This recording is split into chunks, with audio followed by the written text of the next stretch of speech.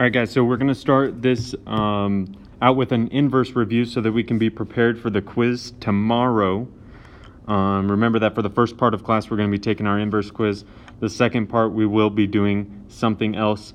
We will be watching videos, so if you have headphones, it would be highly beneficial for you to bring them tomorrow. All right, so let's get into it. So the things that you need to know. First of all, you need to know how to graph inverses. You need to know how to find inverses, and you need to know how to verify them. Okay, we're going to go through all three during this video. First, graphing inverses. So let's look at an example. So let me draw one real quick. Okay, so let's say I just have these 3 points right here, and I'm going to make this line like that. Okay, so things to remember. When we discussed inverses from the very beginning, remember that we always switch our x and y. So all you have to do is you have to pick points, and you're just going to switch the x and y values. So for example, let me highlight a couple points. Let's look at these 2 points. So if you imagine this first point is at the point 0, 3.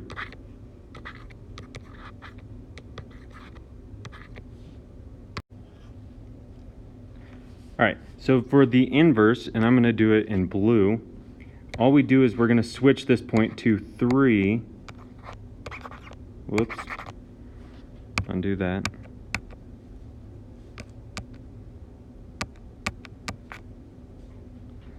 Okay, it's going to switch to 3, 0. Pretend that that's a 0. Okay, so then that's going to be graphed down here. Okay, and so if I look at my second point, this is at the point -2, 1. And so to switch it, I'm going to switch it to 1, -2. So if you imagine that's going to be graphed at 1, -2. And then if you imagine, since this is just a straight line, I'm just going to draw this straight line that goes like that. Okay, so the blue line is the inverse of the black line. Okay, so whenever you get a question, whether I give you just points, or I give you a graph, you're literally just going to switch x and y.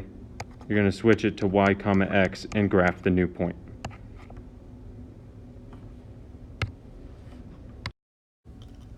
All right, moving on to finding inverses. So we're going to keep that same idea in mind that we're going to be switching x and y.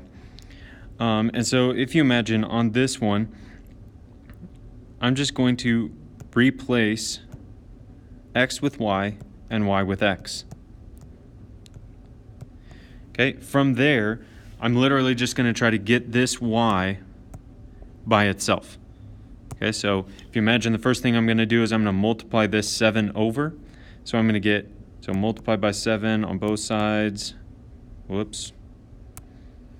Multiply by 7, multiply by 7. So I get 7x equals 3y minus 2. Okay, then I'm going to divide by 3 on both sides. So I get 7x over 3 equals y minus 2. And the last thing I'm going to plus 2.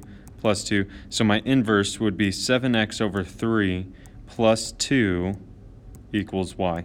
Okay, and that is all you have to do. All right, for the next one, we're going to do the same thing. Now you can think of f of x as being the same thing as y.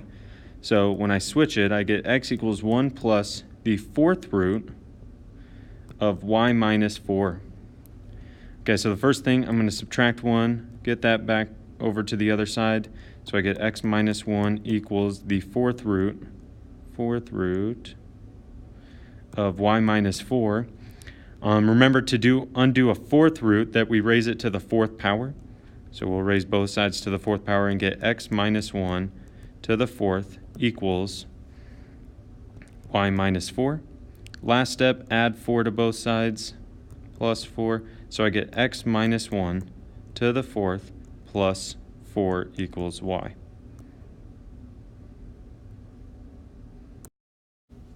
All right, and finally, we're going to be verifying inverses. So remember, over here I have kind of a list of what you need to do in order to verify inverses. So you're going to sub one equation into the other, and everything must cancel out and be left with just x. So if we take that in mind, okay, I'm going to sub all of this equation into x of the other one. And you can do it either way. You could sub f into g or g into f. It doesn't matter. Okay, so I'm going to take this one and go 4x minus 10 plus 10 on top. That's a plus. Okay, all over 4. Now if you imagine on top I have a minus 10. Okay, I have this minus 10 right here and this plus 10 right here. Those two things are going to cancel out. Okay, so then I'm left with 4x over 4, and again, these 4's are going to cancel out, and I'm left with just x. So then you can say, yes, they are inverses.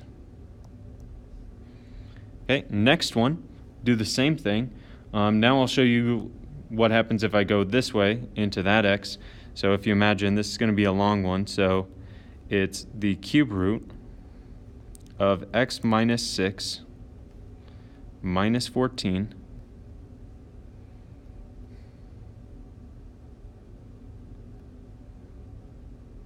plus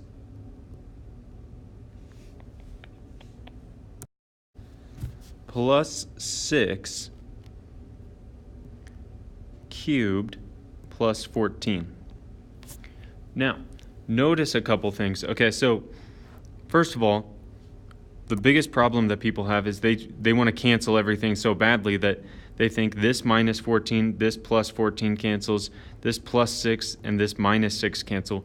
But look what actually happens. When I simplify, I get the cube root of x minus 6, and if I combine these two things in the middle, I get minus 8 cubed plus 14.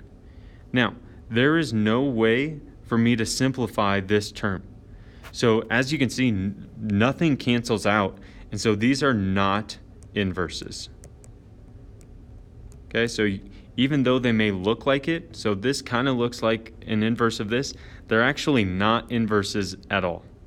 Okay, so you have to make sure that they all cancel out and you're left with just x. So if you're not inverses. All right, so if you have any more questions about the quiz or what's going to be on it or have any other concerns about it, just make sure that you ask me and we can go over it.